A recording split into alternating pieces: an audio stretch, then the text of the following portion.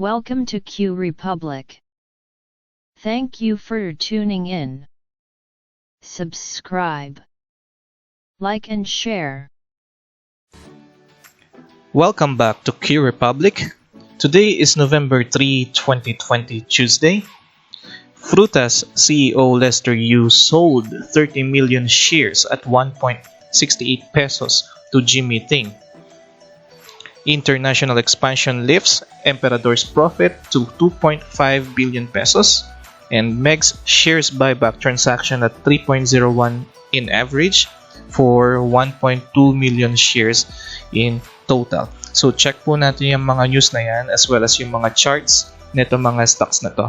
And yung mga re-reviewin po natin for today, these are Merrimart, Dito CME, Chelsea, Converge, MRC Allied, Now Corporation, Mega World, Macro Asia, Emperador, and Fruitas. Sa mga bago pong nanonood ng video na ito, inaanyayahan ko po kayo to subscribe on this channel para maging updated po kayo sa mga bagong videos na nilalabas po natin almost every day, particularly sa mga insights na binibigay po natin sa mga stocks na nire-review po natin. Like and share this video as well para mapagbigay insights din po tayo sa iba. Maraming salamat po. So, konting update po tayo sa PSEI natin. So, meron po tayong pagtaas ng 11 points, maintaining the 6,300 level area na meron tayo. And total trades natin as a whole is 124,000.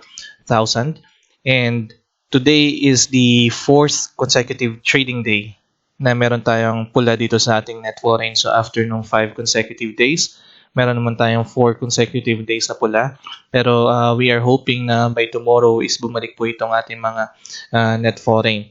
And dito naman po sa chart niya, yung tinitingnan po natin na area ng consolidation, yung binax po natin last time is apparently nagko-consolidate po siya dito, which is a good sign. Kasi nga po nakikita natin dito sa stochastics natin, meron naman tayong pataas or buyers na nagme-maintain into the on or below the overbought area dito sa ating 80, stochastics 80.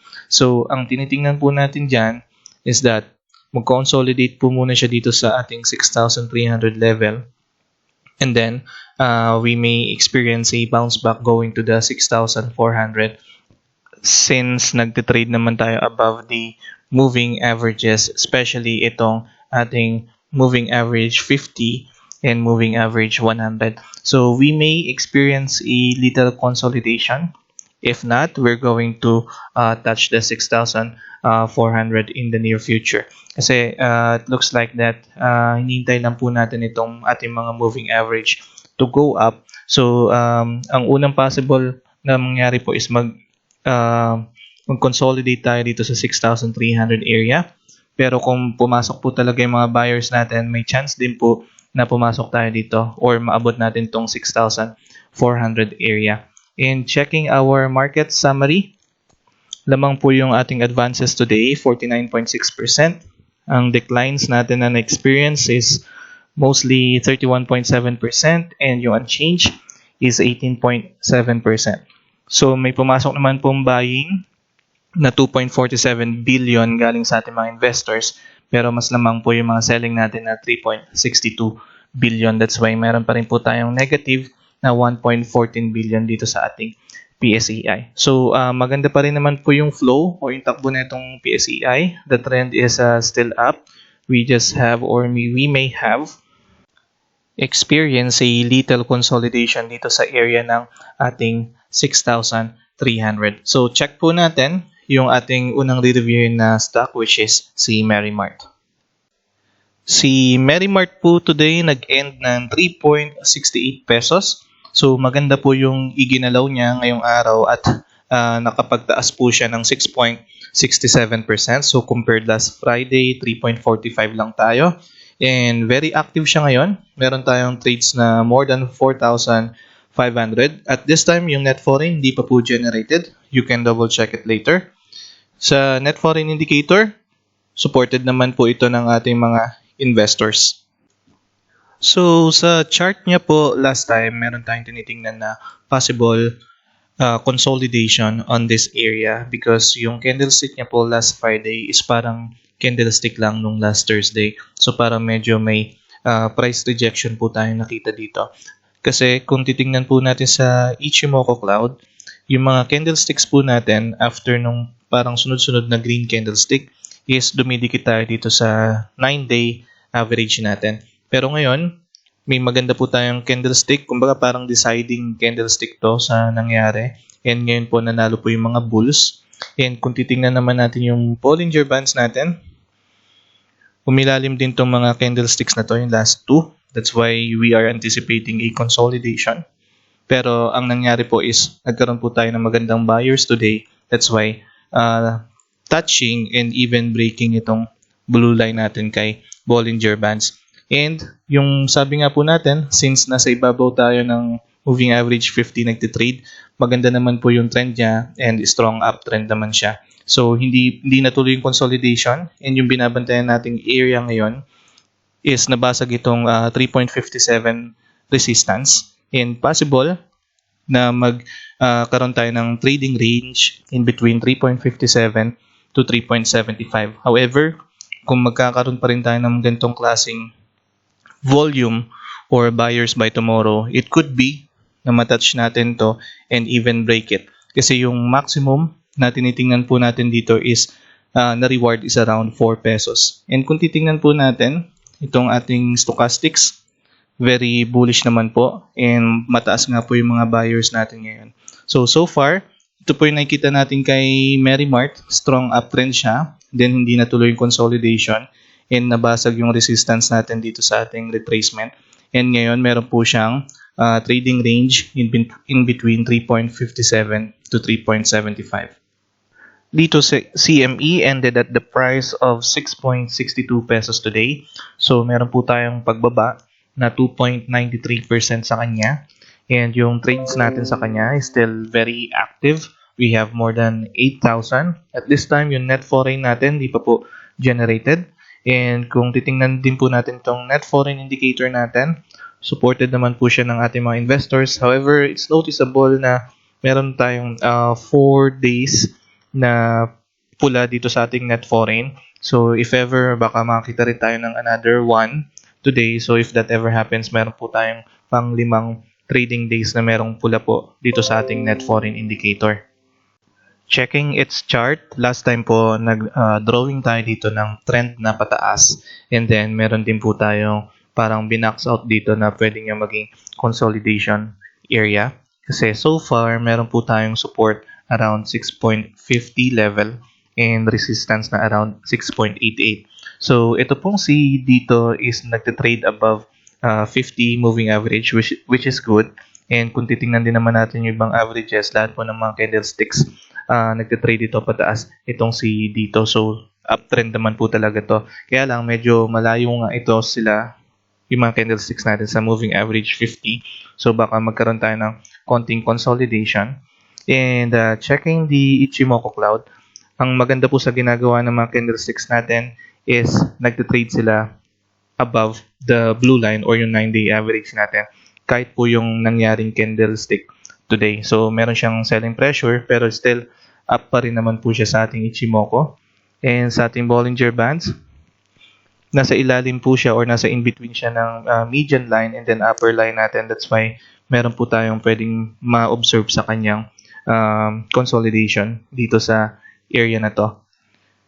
And for the stochastics naman, though meron tayong dip na nakikita or pababa going to the oversold area, yung level niya naman is still mataas pa rin naman siya. So nasa stochastics 63. So baka meron lang siyang pagpahinga ng konti. That's why yung tinitingnan po nating consolidation niya might still be appropriate as of this time. We can still observe a little consolidation on or below 6.50 area. So if ever may hawak po kayong shares dito uptrend pa rin siya. Pero ang ma-observe natin sa kanya is itong resistance as of the moment na 6.88 area, medyo matibay. And dito nga sa stochastics natin, medyo pababa yung ating mga buyers. So the trend is still up, pero we may experience a little consolidation dito kay dito on or below 6.50 area. Si Chelsea naman po ay may pagbaba rin po ngayong araw, 5.27%. So closing price niya po is 5.57. Yung trades niya rin po is very active din po, more than 3,500. Net foreign as of this time, wala pa pong generated dito kay Instagrams. Checking the net foreign, meron po tayong dalawang huling araw na pula dito sa ating net foreign. So if ever magpupula rin po tayo today, this will be the third trading day na meron tayong pula sa kanya. Pero checking naman yung net foreign indicator, maganda rin naman siya, same with dito.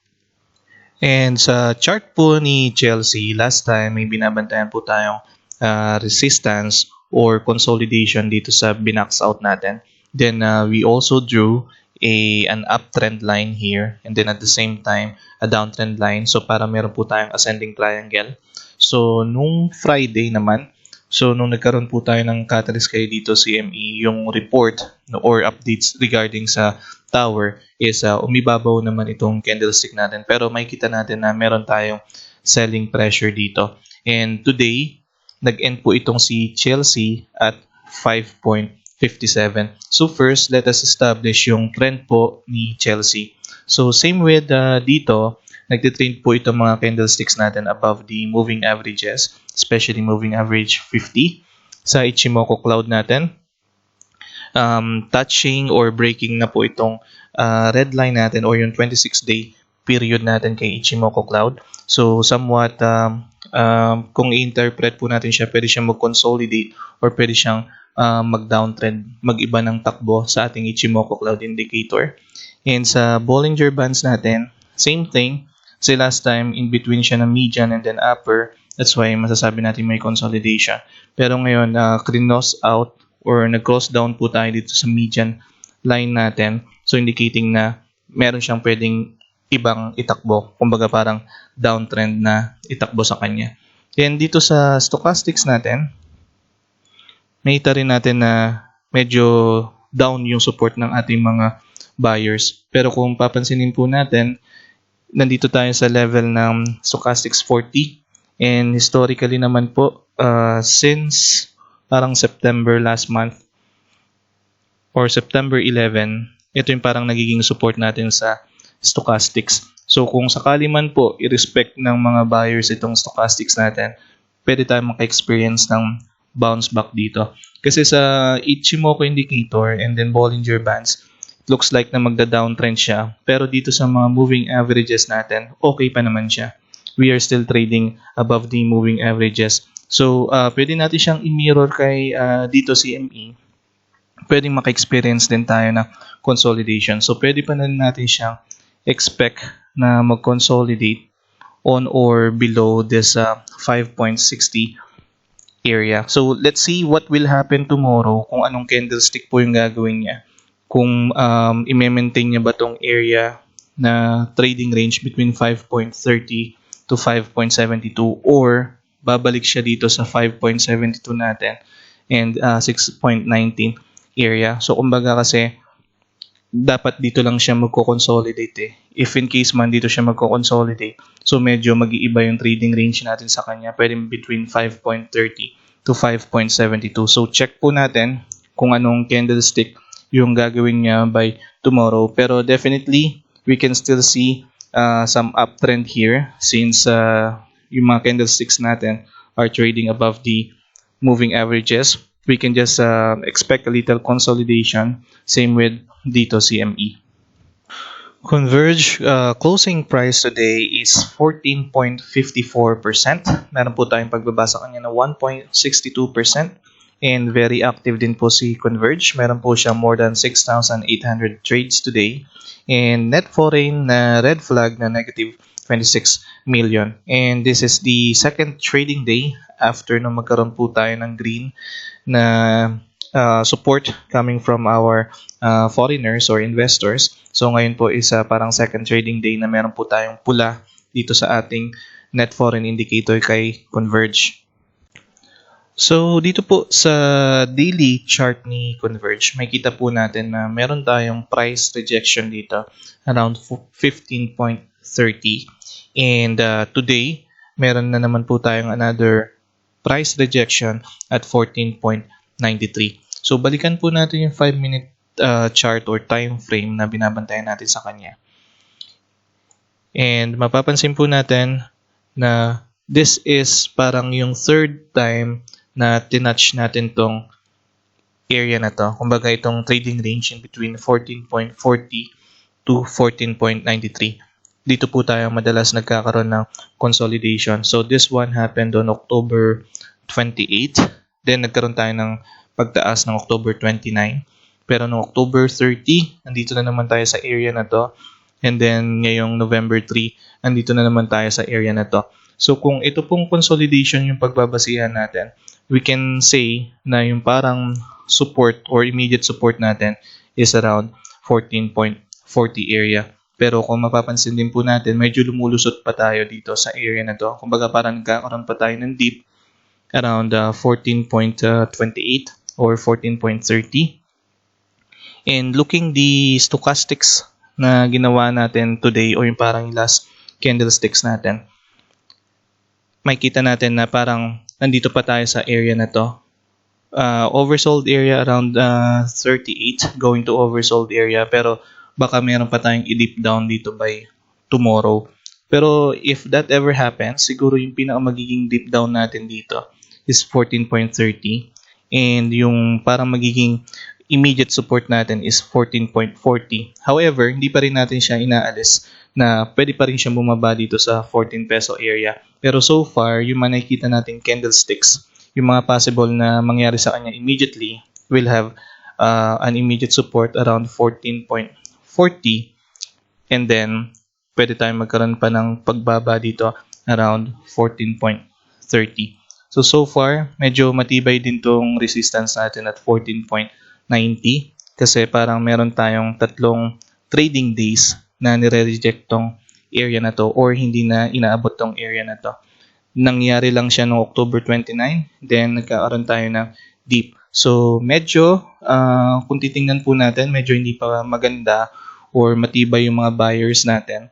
And so far, ang mini-maintain natin na trading range sa kanya is between 14.40 to 14.93.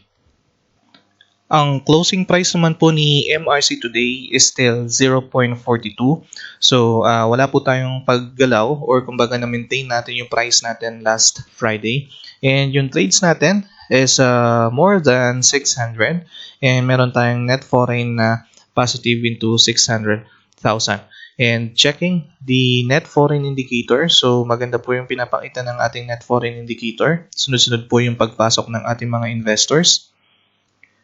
And so far, yung binax out natin dito na area, still active pa rin po. Nagko-consolidate pa rin tayo dito sa area na to. And then again, itong mga candlesticks natin ay nagtatrade above the moving averages. So may maganda po tayong trend na tinitingnan sa kanya, which is going up.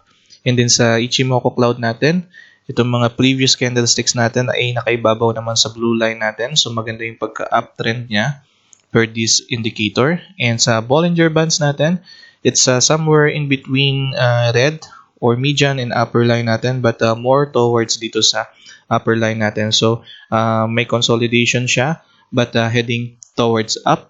And then dito sa ating stochastics, may kita naman natin that we are maintaining this overbought area around the stochastics 80.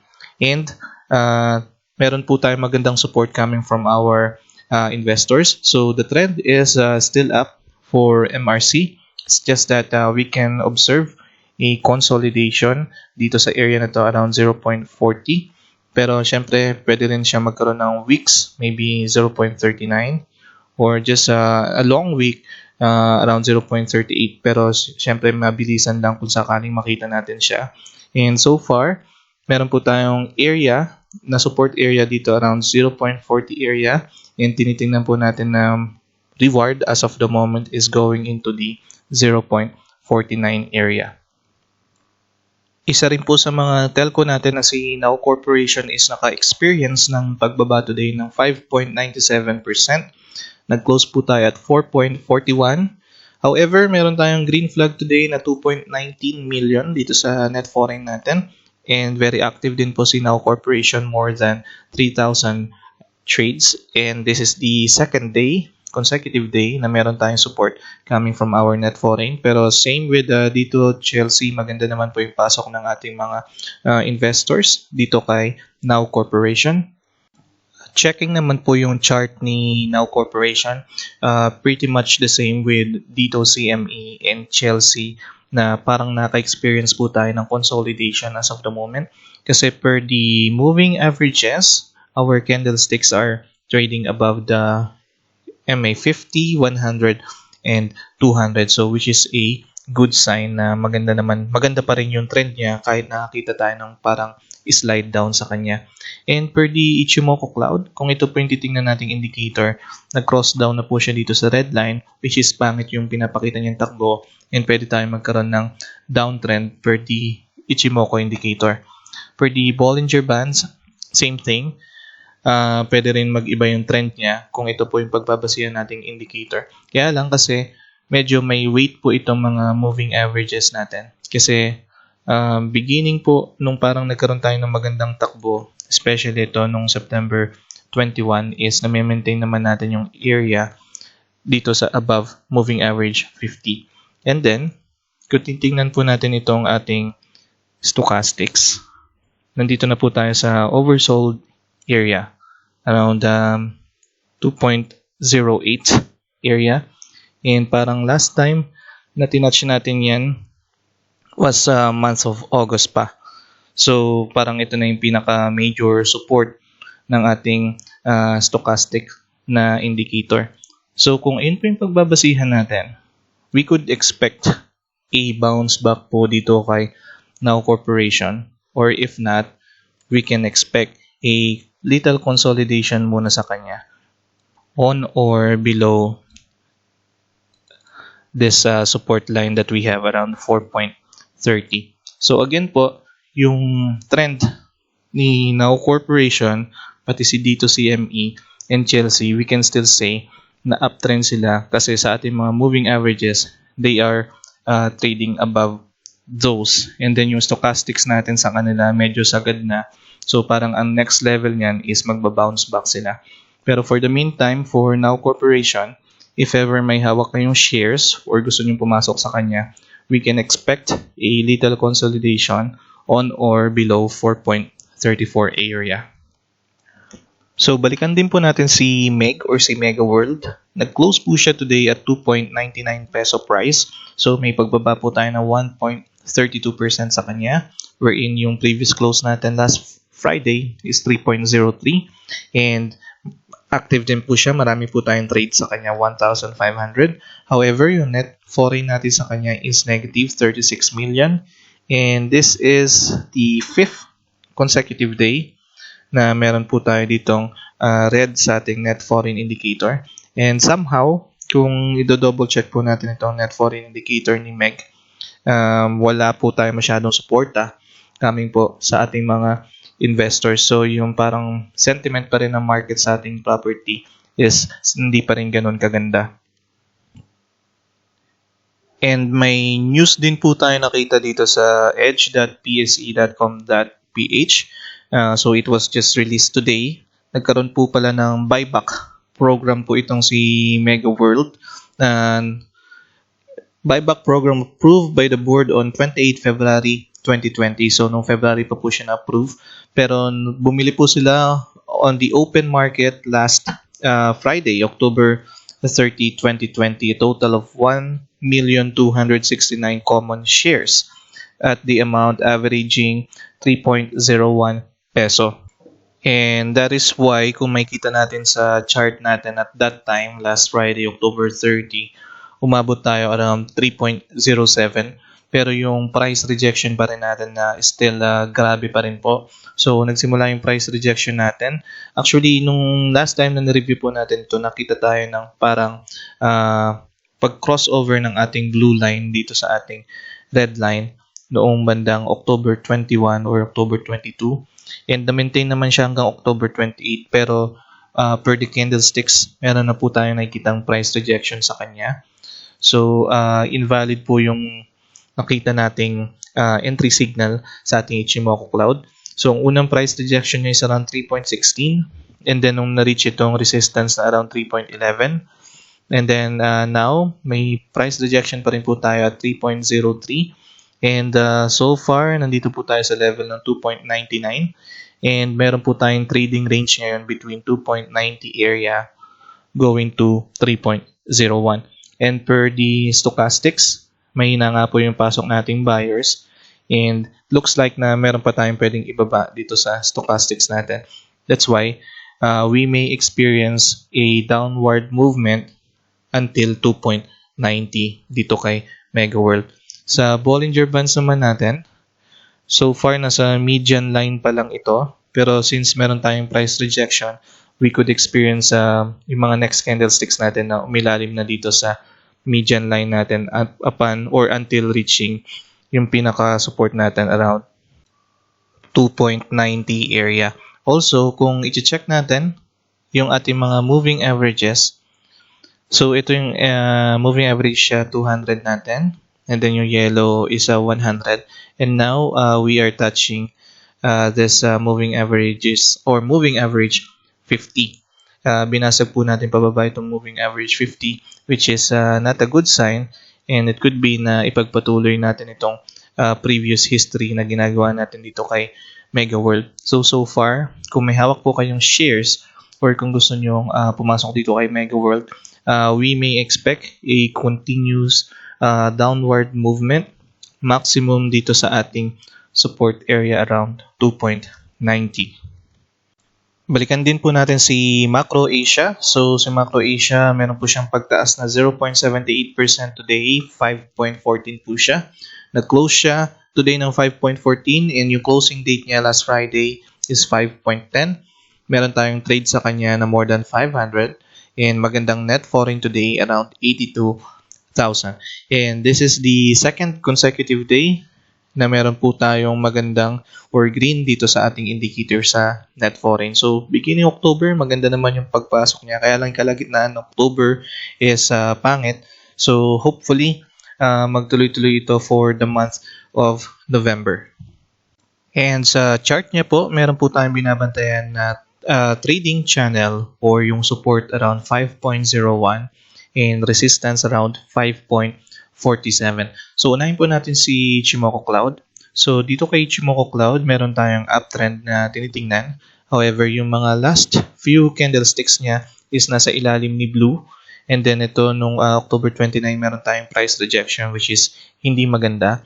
However, itong dalawang sumunod or especially yung candlestick natin today, it looks like na mini-maintain po ito nating support area na 5.01.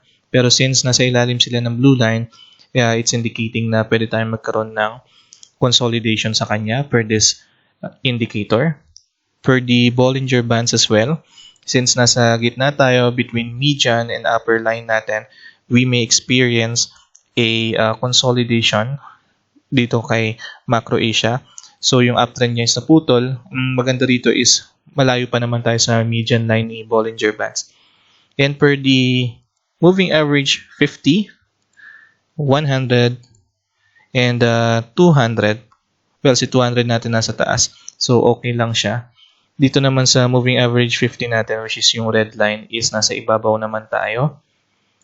And sa stochastics natin, though meron tayong slide down na nakikita, pero we are still in good area. We are still at stochastics 61. So, marami pa rin naman pong buyers. So, per hour indicator, hindi pa naman po tayo nagda-downtrend. We can still observe yung magandang uptrend nito ni Macro Asia. And yung maganda rito is nagtitrade tayo above the moving average 50. And hopefully, by yung next candlestick is mag-maintain lang dito. Kasi so far, ang pinapakita po ng ating mga indicators is pwede tayo ditong mag-consolidate dito on or below 5 peso area. So wag lang tayo mag-cross down dito sa moving average 50 natin kasi magda-downtrend na naman tayo. Pero so far, yung pinaka-immediate action na pwede nating ma-experience is that mag-consolidate tayo dito sa 5 peso area, and we still have this trading channel between 5 peso to 5.47. Ang closing price po ni Emperador today is 9.90. May pagbaba po tayo ng 1.20% from 10.02 last Friday. Ang trades natin, less than 500, and meron tayong net foreign na negative 10 million. And checking the net foreign indicator, this is the third consecutive day na meron tayong pula dito sa ating net foreign. And so far, kung check po natin yung history, medyo hindi maganda yung net foreign indicator natin sa kanya, except nung October 22 or beginning October 21 or 22, I mean, doon po nagsimulang pumasok ulit yung mga green natin. And hopefully, yung today, this will be the last one, and by tomorrow, hopefully, magkaroon po ulit tayo ng green dito kay Emperador. Yung pinaka-latest news na nakuha natin was from Business World or bworldonline.com, published on October 30, 2020. International expansion lifts Emperador's profit to 2.5 billion. So, sinabi po dito yung revenue niya.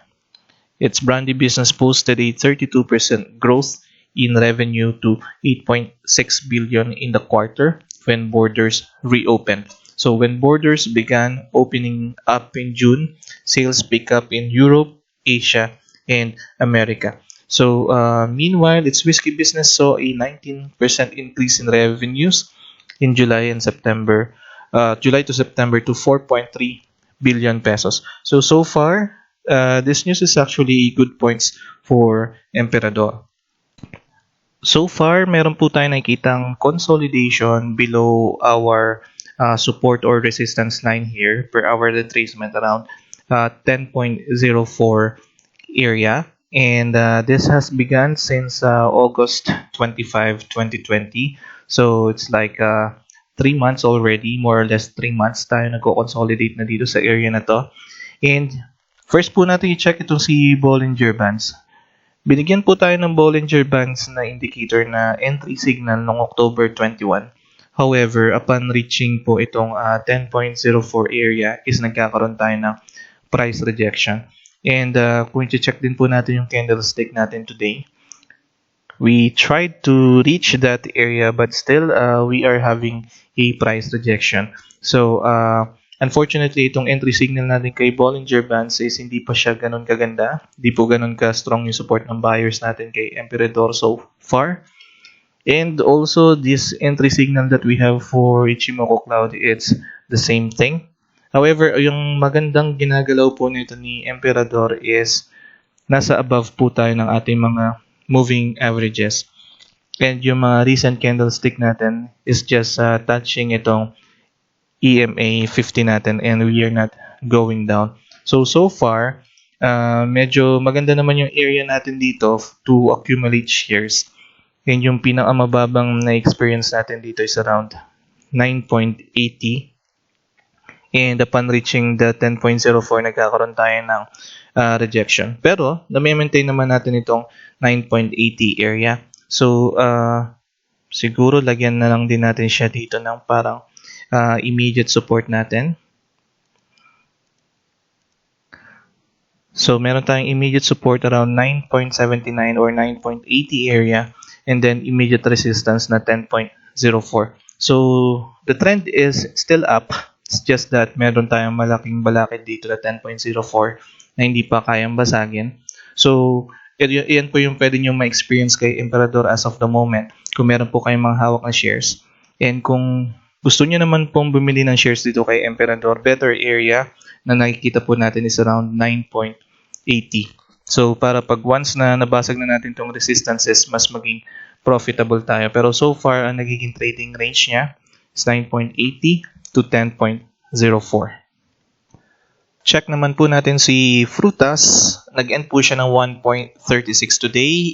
8.80 yung pagtaas niya From last Friday na 1.25, meron tayong trades na more than 1,500 today and net foreign na negative 972 million. So checking the net foreign indicator, medyo maganda naman yung pasok ng ating mga foreigners or investors sa kanya beginning nito, especially noong October 7. Check lang po natin tong news coming from edge.pse.com.ph. So it was published today, basically just a clarification of news reports. Pero for me, when I read this one, it's like a catalyst for Fruitas. So sinabi po dito, in relation to the above quoted news article, we wish to confirm that based on the submitted statement of changes in beneficial ownership submitted to the company, our President and CEO Lester Yu sold 30 million shares at 1.68 per share last October 30, which is Friday. We also confirmed na binenta po nila yon kay Mr. Jimmy Ting of STC Paper, which is also yung known company niya is Styrotech Corporation and also a long-time supplier of Fruitas Group. So sinabi rin po dito ng Philippine Star noong November 2 na si Fruitas Holding Incorporated listed food and beverage kiosk operator is firming up its expansion plans following an investment into the company by businessman Jimmy Ting. So meron po silang planong expansion plan and yun nga parang merong joint forces na nangyari dito dahil nga may biniling shares ito si Jimmy Ting sa CEO ng Fruitas. And also ang parang role model daw ni Mr. Ting, sinabi po dito is that is also seen to help catalyze Fruitas aspiration to globalize like one of Yu's role model Tony Tan Cakchong, who has brought Jollibee to many parts of the world. So pretty much meron pong planong expansion itong kay Fruitas, itong sa stock natin. So medyo magandang news po ito or catalyst for this stock. So check po natin yung chart niya. So dito sa chart niya, makikita natin na massive yung naging buyers natin today. So nilampasan niya yung parang resistance niya dito at 1.25, then 1.29, 1.32, and 1.37. So medyo massive yung pag-akit niya. Kung i-check din naman natin itong mga previous candlestick niya, especially this one, parang nagkaroon din ng massive na pag-akyat. Pero after that, nagkaroon tayo ng parang mga seller or selling candlestick. Kasi meron tayong price rejection. Just like this one, upon reaching 1.36, nagkaroon tayo ng price rejection. So, also, kung ito naman yung check natin, massive din yung pagtaas pero tuloy-tuloy pa rin yung naging pagtaas niya. And if this one naman, massive din yung pagtaas pero may price rejection. Now, the difference that we are having right now is that itong candlestick na ginawa natin today ay nagtitrade above the moving averages. So, especially the moving average 50. So, kung i-check po natin yung history, they are just touching this moving average 50 and hindi po sila tumutuloy. Kumbaga bumababa rin kagad. Itong mga candlesticks natin ngayon prior to this one is nasa ibabaw naman tayo pero it looks like pababa rin dahil meron tayong price rejection dito. Pero nga itong candlestick na ginawa natin today, not only the moving average 50 but also the moving average 100. Also the day before today, kahapon o nung Friday, is binasag din itong moving average 50. So kung moving averages po yung basehan natin, medyo nag-iba po siya ng takbo. Siguro dahil because of that catalyst. And also, may kita natin na parang nag-double top siya ngayon dito sa stochastics 80 area natin. Wherein kung titingnan po natin yung mga previous na history natin sa kanya, except nung nangyari ng January, parang one time lang natin tinatouch ng 80 and then nagtutuloy-tuloy tayo dito. So hopefully, tama po yung tinitingnan nating indicator na merong magandang catalyst itong si Fruitas kasi nga dun sa pagbili ni Jimmy Ting ng shares or parang pag-joint force nila. And dito naman sa Ichimoku Cloud, kung ito po yung titingnan natin, binigyan niya po tayo ng entry signal noong October 26. However, meron nga tayo ditong parang rejection ng mga candlestick around 1.25. So, hindi maganda yung pinapakita ng candlestick natin. Not until yung candlestick na dumating today. And per the Bollinger Bands naman, kung titingnan natin siya, same thing, meron din tayong entry signal sa kanya. Pero yung price rejection o yung mga candlestick is masyadong strong except dito sa ginawa natin today. So far, pwede natin maging speculation dito is that pwede pa rin tayo maka-experience ng price rejection kasi nakita nyo naman upon reaching this high maybe around 1.38 is nag-reject tayo. So most probably, kung maganda po yung catalyst na yon, kung isipin din po lahat ng buyers yung mga catalyst na yon, ang pinaka pwedeng mababalang natin dito is 1.32.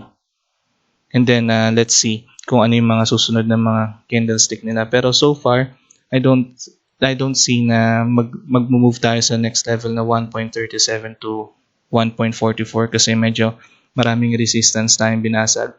So mostly baka magpahinga muna tayo dito around 1.30. Then baka magkaroon tayo ng little consolidation. So medyo highlight natin siya para makita natin. Pero depending sa takbo po ng mga buyers natin or volume, doon po natin siya malalaman kasi pretty much ito po yung pinakamalaking volume na nakita natin today. So kung masusundan po siya ng mga sunod-sunod na mga solid volume na green, so it could be na magbago yung takbo natin dito kay Fruitas, pwede tayo mag-start ng base niya dito as its support around 1.30. And that's it for today. Kung nagustuhan nyo po itong video na ito, please like it and share it as well para makapagbigay insights din po tayo sa iba. And sa mga bago pong nanonood ng video na ito, inaanyayahan ko po kayo to subscribe on this channel para maging updated po kayo sa mga bagong videos na nilalabas po natin, particularly sa mga insights na binibigay po natin sa mga stocks. Maraming salamat po. I'll see you soon. QRepubliC.